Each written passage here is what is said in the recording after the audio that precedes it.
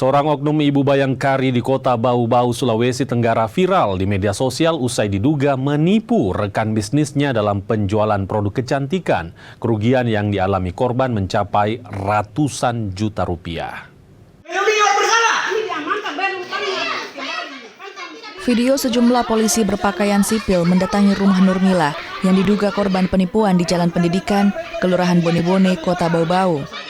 Keluarga Nurmila protes dan menolak petugas yang hendak menyita sejumlah barang milik oknum ibu bayangkari yang diambil Nurmila berdasarkan surat perjanjian pinjaman. Petugas pun akhirnya meninggalkan rumah Nurmila lantaran menghindari keributan. Kasus antara Nurmila dan istri seorang polisi berpangkat Aibda di Polres Bau-Bau berawal pada Desember 2023. Saat itu Ibu Bayangkari berinisial MA menawarkan bisnis produk kecantikan dengan keuntungan 30 juta per bulan. Nurmila pun akhirnya memberikan modal 540 juta yang diberikan secara bertahap. Namun belakangan MA menghilang dan rumahnya bahkan telah dikontrakkan. Nurmila kemudian mengambil sejumlah barang milik MA sesuai perjanjian. Namun sayang ini jadi bumerang lantaran suami MA melaporkan Nurmila dalam kasus pencurian. Istri dari seorang oknum yang bernama Pak Anasdar yang bertugas di Polsek Kadatua. Dia berjalannya waktu cuman pinjaman 50 juta ini saja Anda jalankan pembayarannya Pak. Itu pun pembayaran bunga.